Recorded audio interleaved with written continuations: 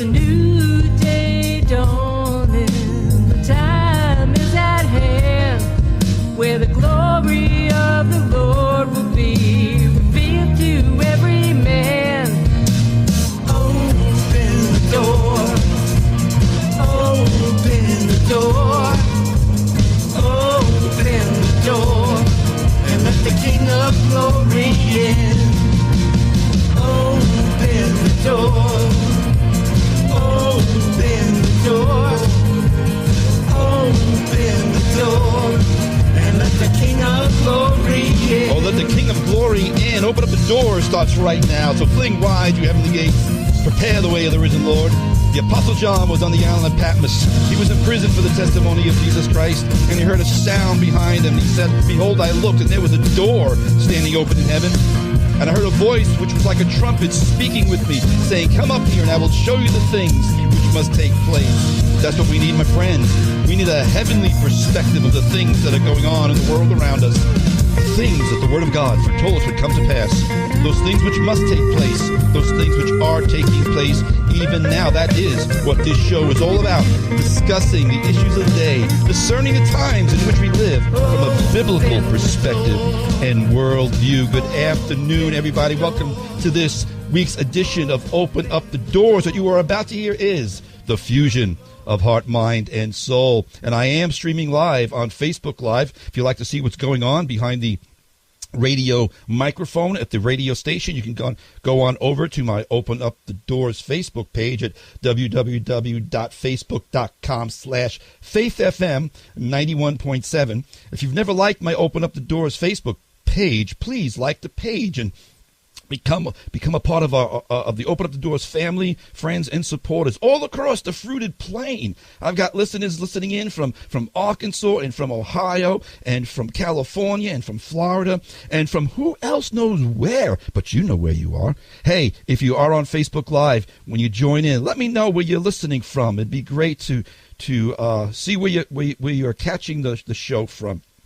If you'd like to email me, you can email me at ajwhite777 at iCloud.com. That's ajwhite777 at iCloud.com. And please, those of you who are on Facebook Live, do me a favor. Please share this into your streams. There's a little share button.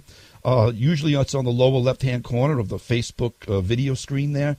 It really just helps to get the word out about Open Up the Doors. It obviously it increases viewership. And you know that's what we want to do. We want to increase our audience. We want to extend the tent pegs, and see what the Lord would bring in, because we want to touch people. That's the intent and the purpose of this broadcast, to touch people with the gospel of Jesus Christ first and foremost, and to keep the saints of the living God informed about the things that are going on in the world around us from a biblical perspective and worldview, like I say in my opening monologue and introduction. But I have to say, honestly, I really wish in so many ways that I didn't have to do the broadcast that I have to do today. I had originally planned something completely different for today. That didn't pan out, and I'm just believing it didn't pan out because God wants me to do this broadcast. But I would rather much be talking about something other than what I need to talk about today. Because here's what's in my heart. Lately, it just seems like almost every week lately, I'm discussing another tragedy that occurred, whether it's Islamic terrorism or some demonically inspired mass shooting. It seems like it's getting to be every week. And trust me, I would rather be discussing something else, really. But it would be negligent of me to ignore and not discuss these things. I feel I must. I feel I'm compelled to. And yet, like I said, in just the last several weeks, there have been 3 mass casualty attacks in the last 5 weeks. There were 2 church shootings since September. I bet you forgot about one of them. I'm going to get into that in a moment. But the deadliest mass shooting in modern U.S. history was in October, as we know, in Las Vegas. The second deadliest was last year. The fifth deadliest was this past Sunday at a First Baptist Church in Sutherland Springs, Texas. And these incidents, sadly and tragically, are becoming more and more frequent and too numerous to mention, and sometimes to even remember in some cases. And like I said, we've got now this newest incident that occurred this past Sunday, this heart-wrenching incident in Sutherland Springs, Texas. You know, the Bible tells us that we need to weep with those who weep and to mourn with those who mourn. And we do. And our hearts go out to all these grieving and mourning families in First Baptist Church in Sutherland, Texas. But as I've just said, these things are happening with such more frequency and so much more intensity. I also pray that our hearts would not become hardened, nor would our love grow cold because of the lawlessness and the evil that surrounds us in these last days. You know, Jesus said in the last days, men's hearts would grow cold because of the lawlessness that was around them. You know, I pastored a church for about 10 years back in the 90s into early 2000. 2001, 2002 was actually when I stepped out of my church, but it was about 10 years I was there. But my point is this: I know the bittersweet joy. I know both the grief of losing a church congregant. I know the grief of having to pastor a family that's lost a loved one for whatever reason. Usually it's old age, death, sickness, disease. In my cases, I never had to deal with a tragedy like this. But I know the grief that a pastor feels, a church family feels, the bittersweet joy we feel because we have a bittersweet joy because we know we have such an incredible hope in Jesus when a church family loved one dies. But I have to be honest with you. Even though I know the grief and the bittersweet joy, I can't fathom this. I can't even begin to fathom the broken heart of this congregation and the broken heart in particular of Pastor Frank Pomeroy. And watching a little bit of the press conference that he had with his wife and the way he was having to handle his own personal grief because their daughter, their 14-year-old daughter, was one of the victims who was murdered. I felt like saying to Frank Pomeroy, Pastor Pomeroy, I salute you.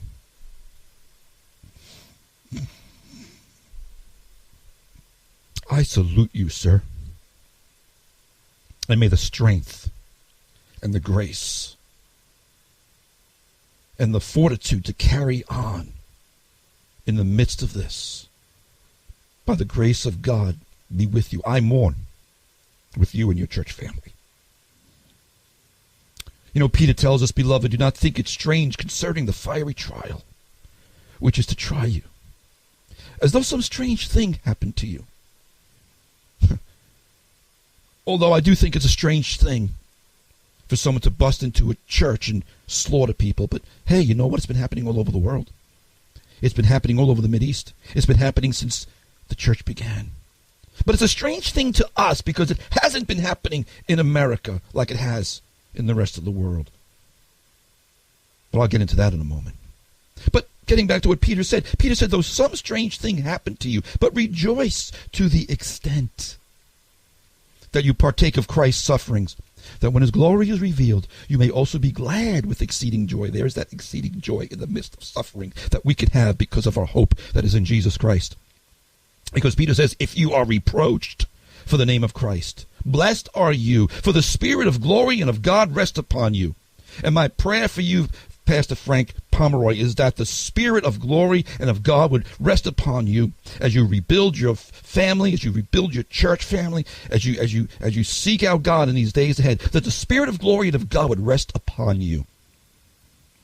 You know, as the information was released after the initial news We've come to find out that Sunday's tragic shooting was the result of a long-standing domestic dispute, pent-up anger, a root of bitterness that the Word of God warns us against. Several months back, when there was another shooting sparked by anger and hatred, I addressed that on this broadcast in a broadcast called "The Fire Is Within." Different incident, but the same root cause and the same issue: the bitterness that defiles many. But there was something else here, also at play. According to everyone that knew this killer, Devin Kelly, he was a militant atheist and he hated Christians. You see, he allowed his anger and his frustrations and his bitterness to evolve and to morph into not just his anger against his family, but against Christians as a whole.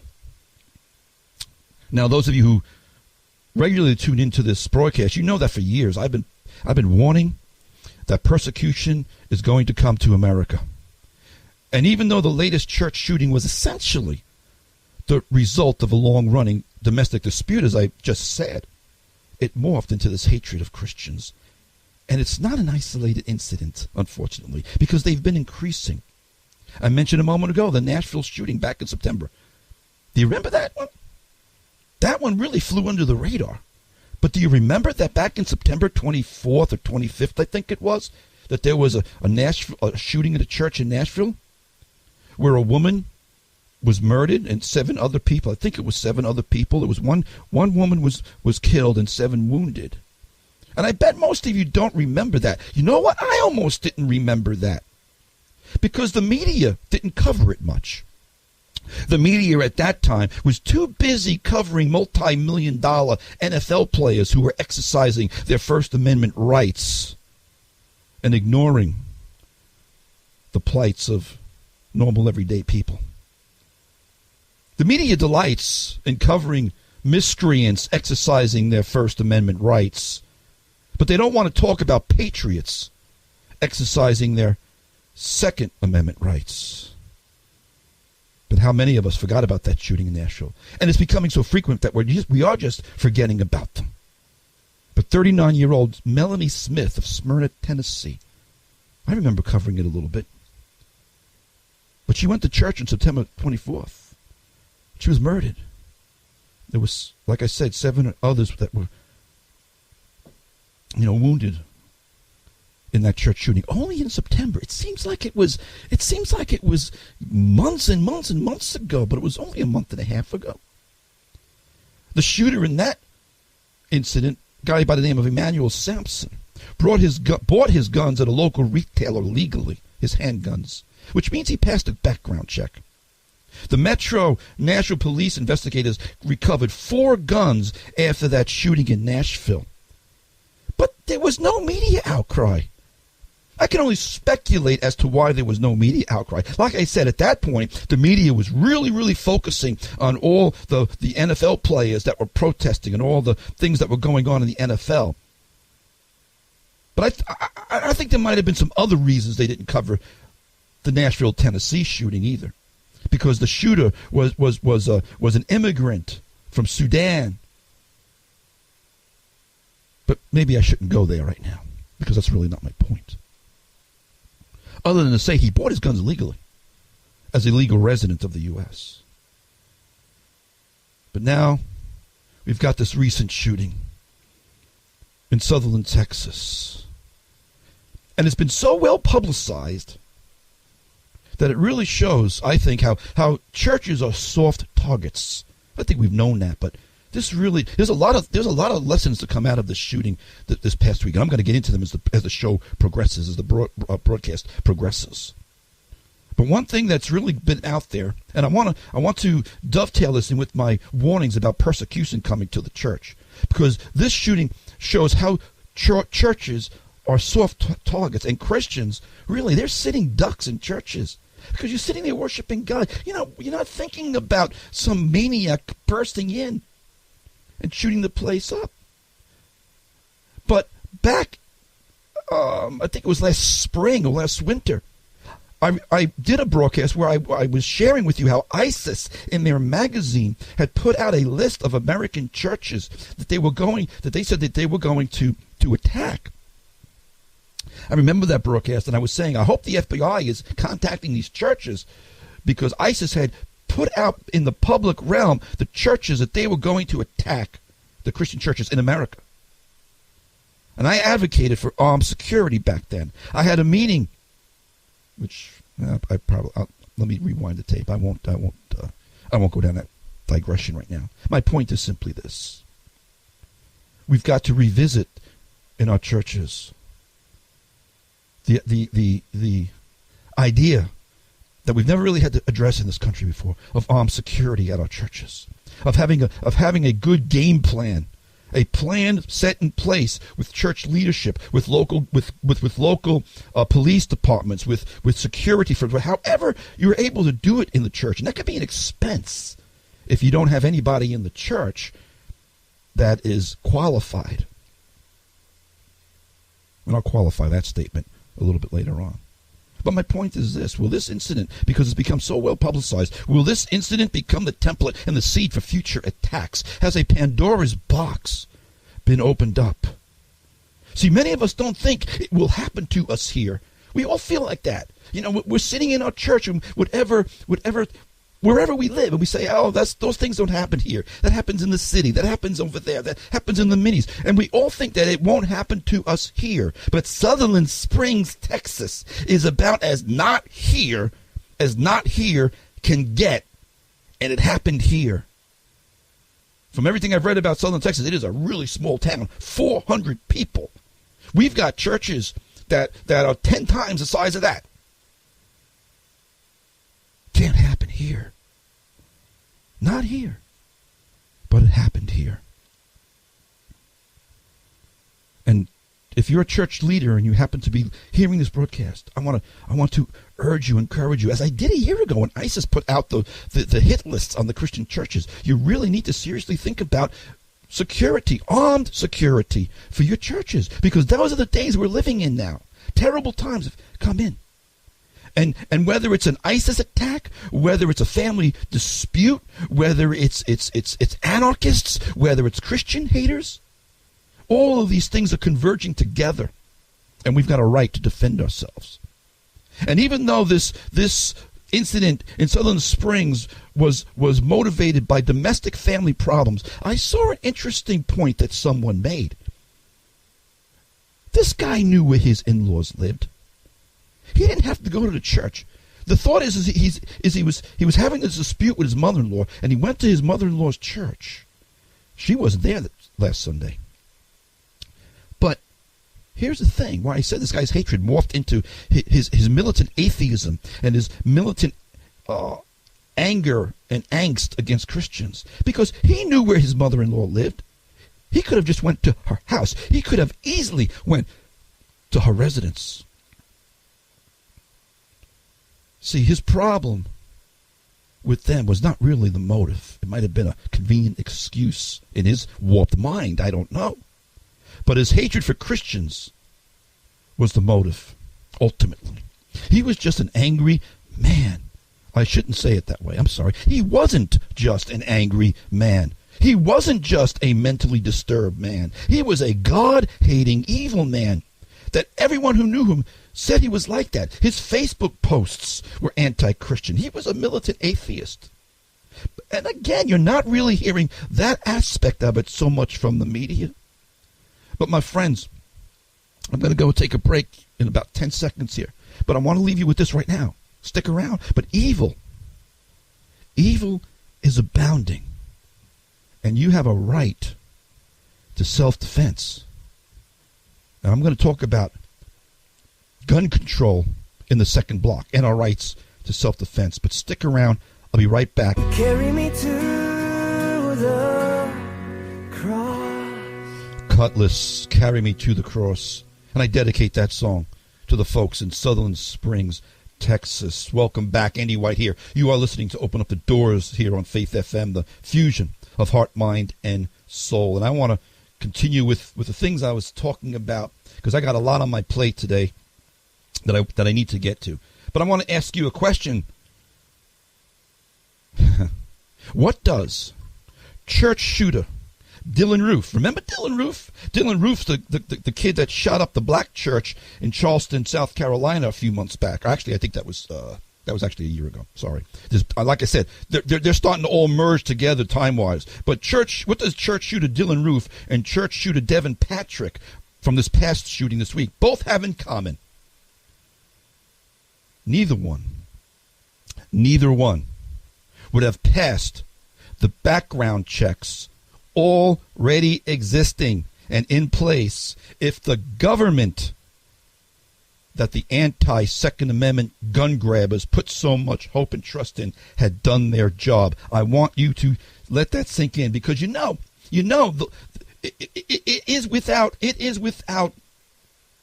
as surely as the sun rises in the east every single day. The minute there's a tragedy, the minute before any information comes out, I'm almost starting to feel like a broken record week after week saying this. But immediately you hear the voices from the gun grabbers in Congress and the media talking about gun control and talking about banning guns.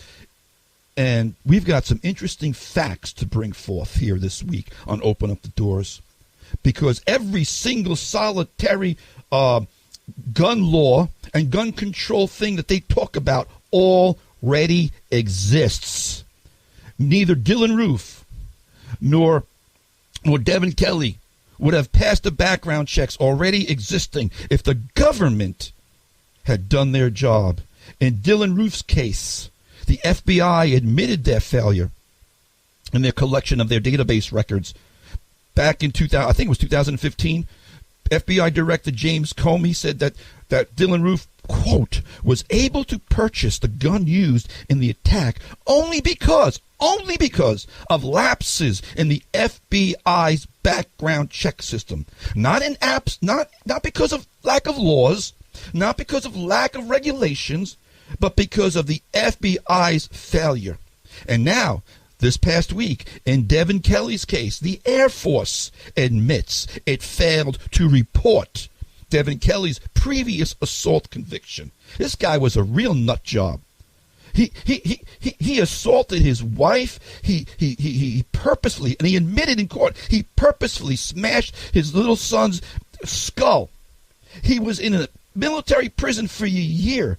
Devin Kelly should never have been allowed to purchase a gun. And if he was on record for the things he did, if the Air Force did not fail to report his previous conviction and his year in military prison, he would never have gotten the guns that he used this past week's shooting. But the demagogue gun grabbers want to keep up with their deceitful gun control propaganda. And I'm a little hot about this because I am so sick and tired of them on the left and the anti-Second Amendment people and the quasi-moralists always stealing and framing the narrative. My friends, gun control is not the problem, but evil intent, number one, first and foremost, is the problem, and bloated government bureaucracies. And I want to really simply say in love, yes, I'm going to say this in love, all you anti-Second Amendment leftists, enforce the thousands and thousands of already existing firearm laws or shut up. Selah. Enforce criminal prosecution of those who commit crimes using guns instead of letting them walk because of plea bargains. I could do a whole show on all the laws that are not being enforced and how those who have committed gun crimes are released back on the street almost immediately. Enforce the laws against lying on federal applications, which is a felony, but rarely ever gets prosecuted. For example, just one example, the FBI in 2009 reported 71,000 instances of people lying on their background checks to buy guns. But the Justice Department prosecuted only 77 cases.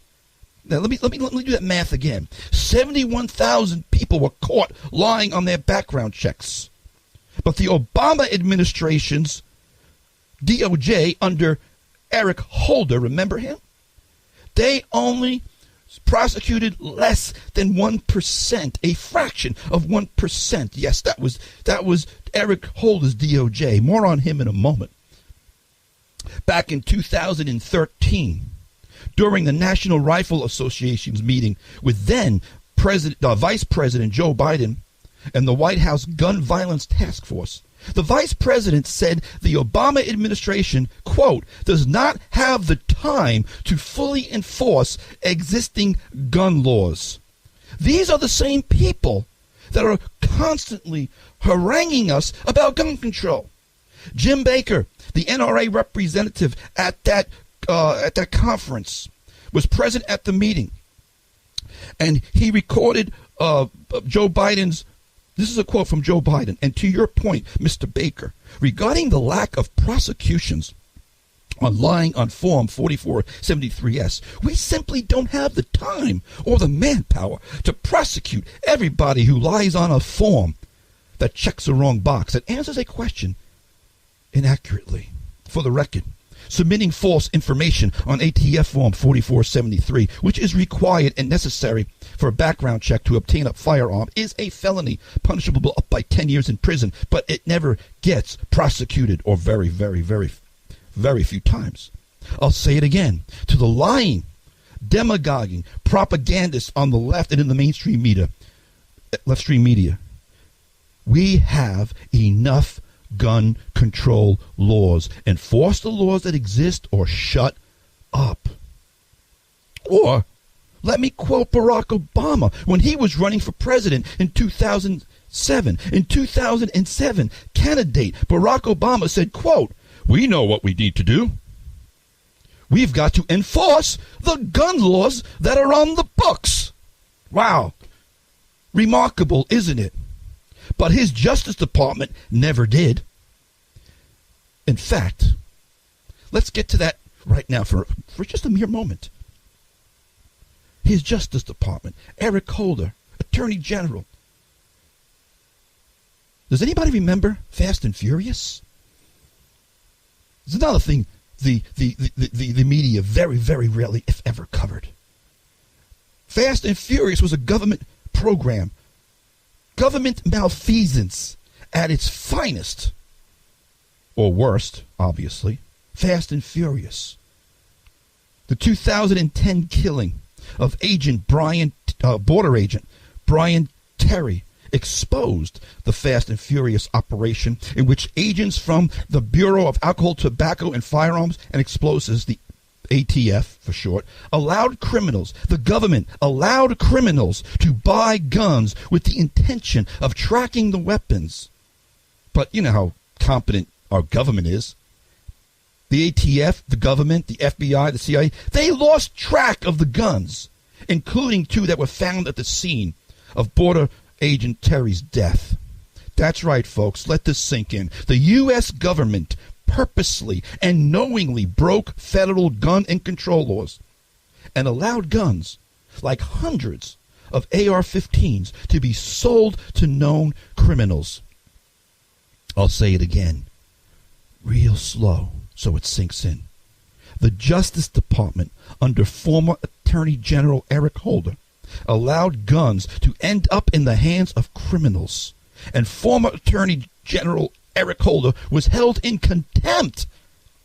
He was held in contempt of Congress after he refused to divulge the documents for a congressional investigation into the Fast and Furious debacle.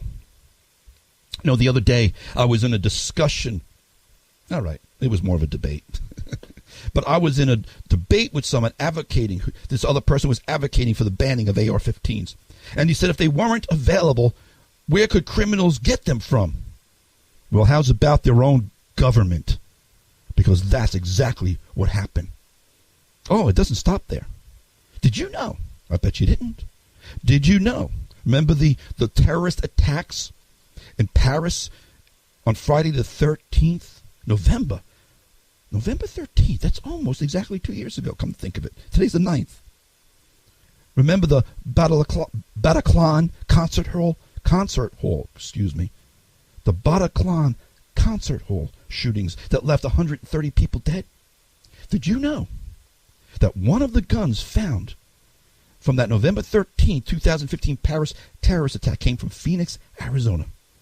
They traced it back to the gun shop that was being used in the Fast and Furious legalized government gun trafficking program. They let the guns walk. Oh yeah, and these are the same people that want to take away our Second Amendment rights. Yes, Fast and Furious, the despicable scandal the media never wants to talk about.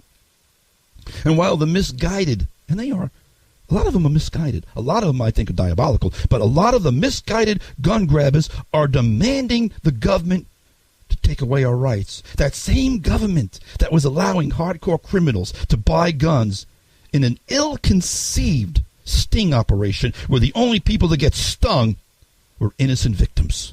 It's beyond infuriating. And that's why I'm a little hot and bothered by this whole thing with all that's going on. Fast and Furious was criminal, and it was government malfeasance, and they got away with it.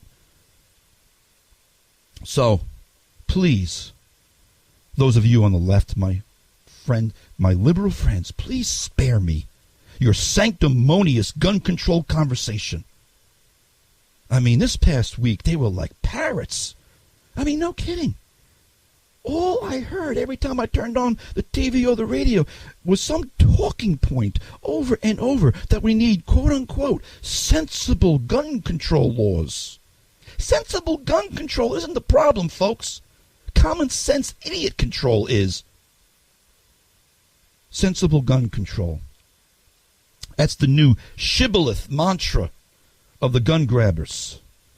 I guarantee if any of you watching news, you've heard that term, those three words over and over this past week. Sensible gun control. We need sensible gun control. But that's a canard. It really is. Idiot control's the problem.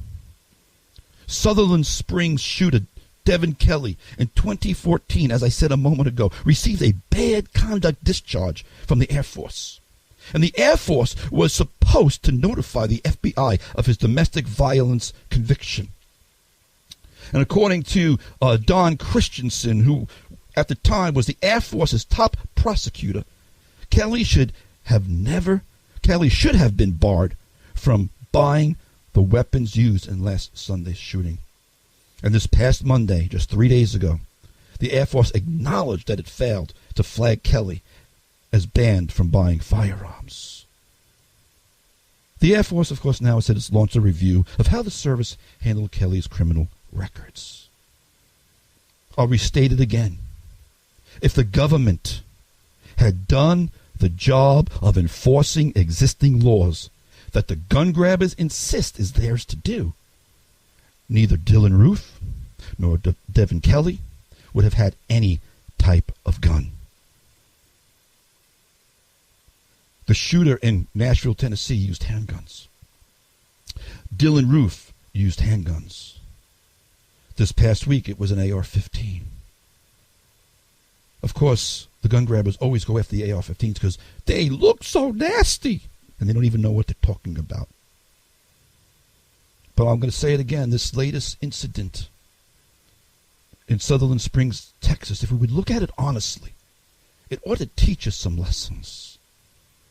And folks, those of us who believe in our right to self-defense, we need to recapture the narrative and stop allowing those who would leave us defenseless from framing the issue. And this is the issue. The right of the people to bear arms shall not be infringed. And today where we have voices in this country who want to take away our God-given right to self-defense. They want to repeal, and if they can't repeal the Second Amendment, they want to seek to seriously curtail it and infringe upon it. And these politicians who are seeking to repeal the Second Amendment rights of Americans, come on. I know they're denying it. Every pundit, every leftist liberal pundit I saw this past week was, I'm not against the Second Amendment, but we need to have sensible gun control. But I'm not against the sensible Second Amendment. Oh, yes, they are. That's exactly what they want to do. Because we already have the laws they're screaming for. The laws already exist. Remember, those who are saying that they're not trying to infringe on your Second Amendment rights, these are the same people that said if you like your doctor, you can keep your doctor. These are the same people that said your insurance premiums would go down $2,500 a year under Obamacare, but they've increased by 50, 60, and 70%. These are the same people that oppose voter ID laws, saying that voting is a right, yet seek to employ extreme infringements on your right to own a firearm, a right which is enshrined in the Second Amendment, unlike voting. The phrase sensible gun control, my friends, is a dog whistle on the left. It's a straw man argument. You know how the left, it's one of the things that Chris Matthews, it's one of his favorite phrases when he wants to smear a conservative or someone on the right as being a racist. He'll use the term, oh, that was a dog whistle. You know, when they were talking about Chicago, even with Chris Matthews, the very name Chicago, if a white conservative said Chicago, Chris Matthews turned it into, that was a dog whistle for racism. Really? I thought it was the name of a city in Illinois. They love to use that phrase, that's a dog whistle, when they want to impugn or smear a conservative with a charge of racism, even if the conservative said something completely innocently. Well, let me tell you something, folks. Let's turn the tables on them. Let's give them their own medicine, because you know what the Democratic dog whistle is? It's when you hear them say, quote-unquote, sensible gun control. That's their dog whistle for the call to infringe upon our Second Amendment rights. Sensible gun control, that's code. That's their dog whistle. When they say sensible gun control, what they really mean is they only the government should be allowed to have firearms. Yeah, that worked out really good in Nazi Germany. That worked out really good under the Bolsheviks and Lenin and Stalin. Only the government should be allowed to have firearms. And they'll say, we need to reinterpret or repeal the Second Amendment. So when you hear somebody say, my friends, we need sensible gun control, you need to immediately raise the red flag of warning and never the white flag of surrender. I'll be back with more after this. Stick around, and I got a whole lot more. The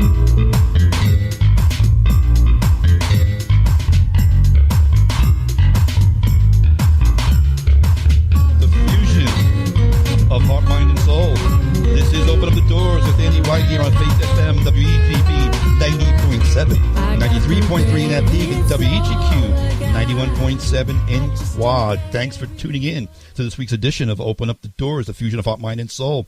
For those of you who might just be joining us, if you would like to hear Faith FM 24/7, I encourage you to go on over to the eastgatebroadcasting.com website and download the free app, the free Faith FM app, so you can get Christian broadcasting 24/7 on your iPhone, your iPad, or your Android device. And there's some great programming throughout the day here on Faith FM. Also, for those of you who might have just been joining us, you can catch me live Facebook streaming right now at www.facebook.com/FaithFM 91.7 and join in the conversation over there on Facebook Live and shoot me some questions. Tell me where you're listening from if you're over there on Facebook Live. And please, for those of you on Facebook, share this out into your stream. I've got a little bit of a program note that I want to mention. Put it in your daytimers, put it in your phone calendars. But I want to give you a program note, a very special note. On Saturday, November 18th, a week and a half from today, I will be doing the Saturday broadcast live. Normally the Saturday broadcasts are the redos, the replays of the Thursday program. But I've made arrangements because we're coming into Thanksgiving. And in years past, what I've done is I've usually done my Thanksgiving show the week before and then re-aired it on Thanksgiving. And I just had a brainstorm last week, and I said, you know what? I want to do just a normal, regular show because, you know what? So much is going on. Every week, stuff is going on. I don't want to miss a beat. I've decided that next Thursday I'm not going to do my Thanksgiving show next Thursday. I'm going to do it live Saturday the 18th. So you can catch me at 1 o'clock on November 18th from a very, very special Thanksgiving edition. So mark your calendar and tune in. Tune in all the time on Saturdays at 1 o'clock anyway, especially if you missed the show. If you missed the Thursday broadcast, you can catch it on Saturday. All right, so let me get back to my rant of the day. Maybe that was a little bit of a rant in that block, but you know what?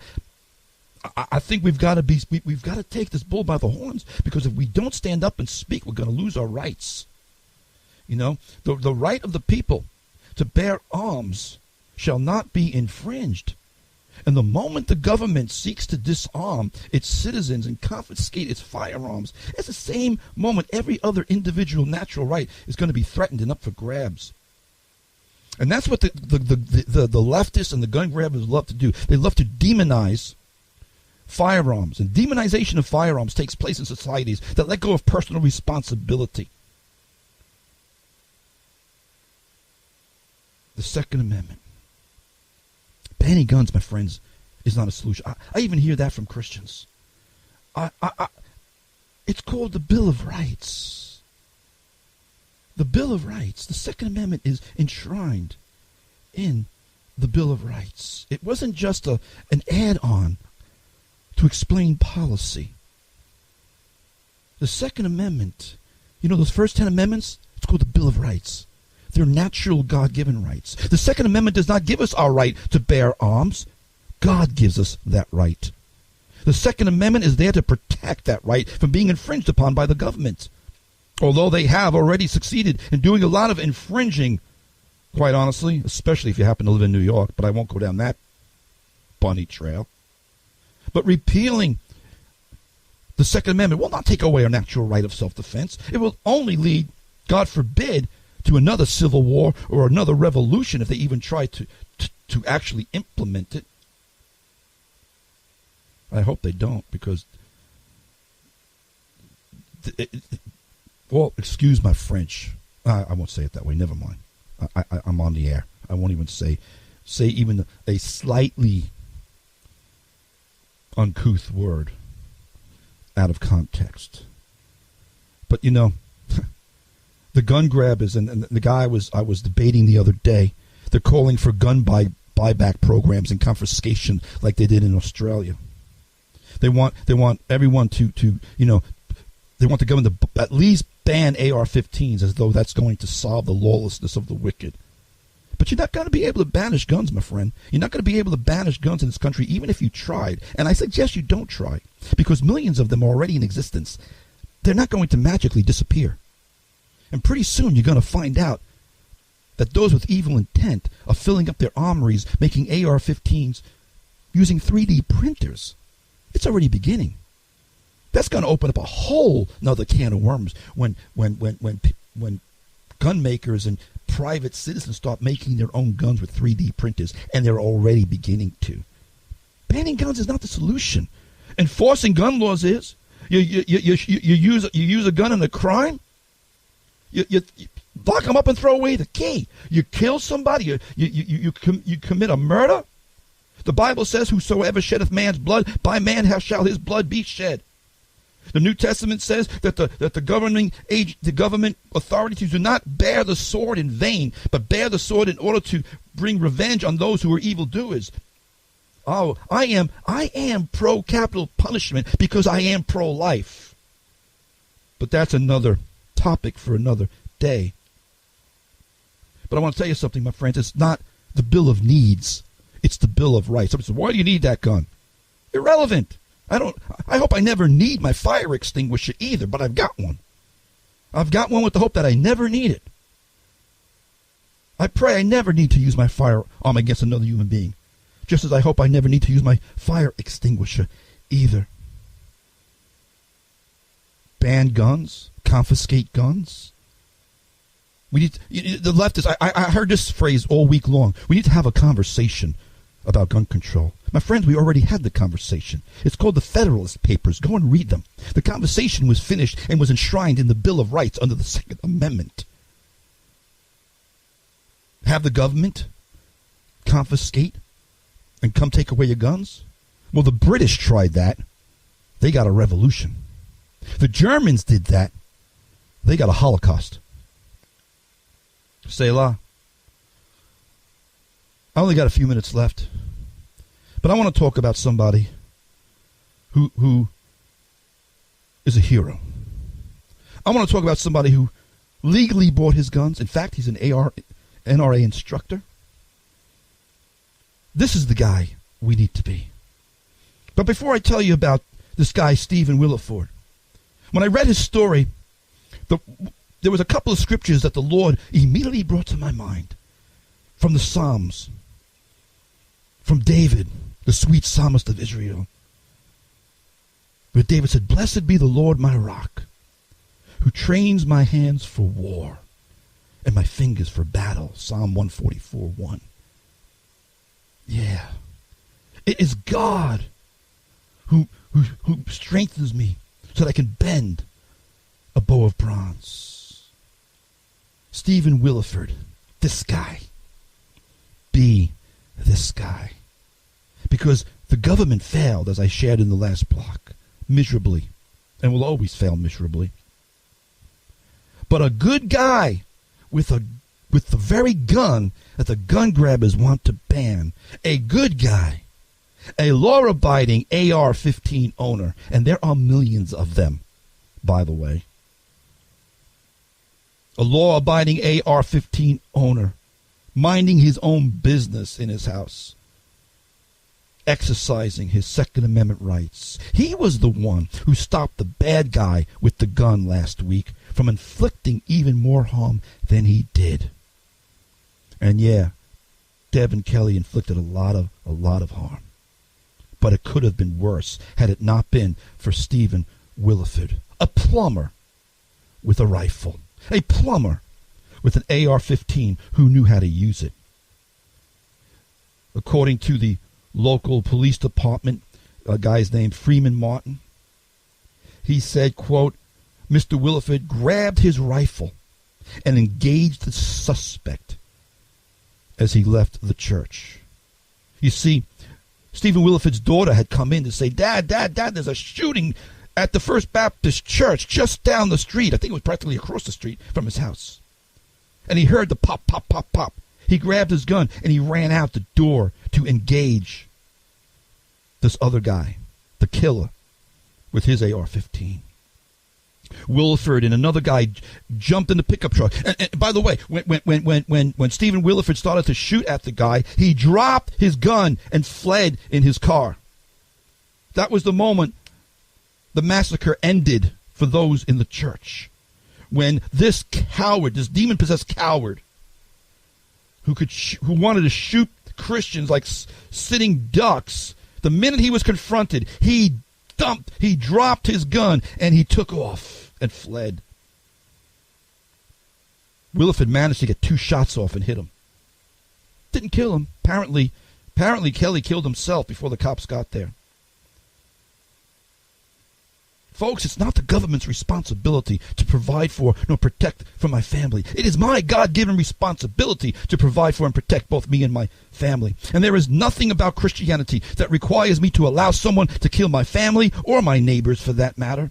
And that's why we have a Second Amendment. Just this past Tuesday, 2 days ago in Texas, a mother and father were tucking their 3 kids into bed just after 7 p.m.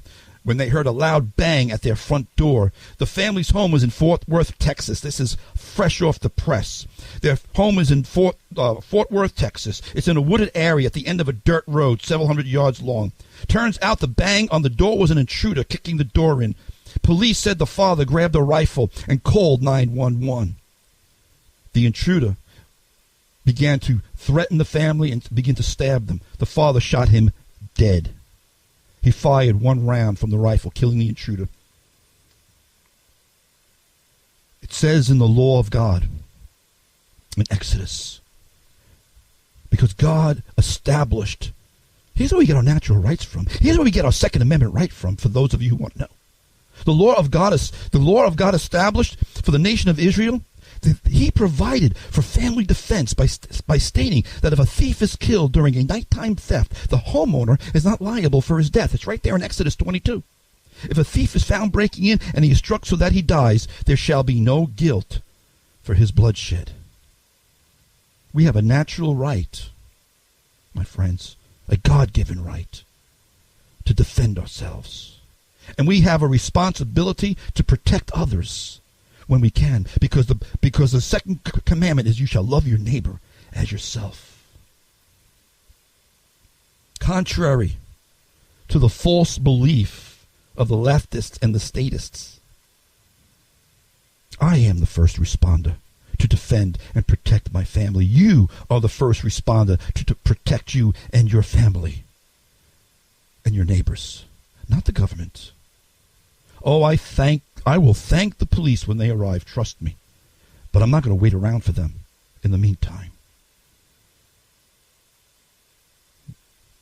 I have so much to share, so much to really say on this topic, but I've run out of time. But we need to understand what our rights are.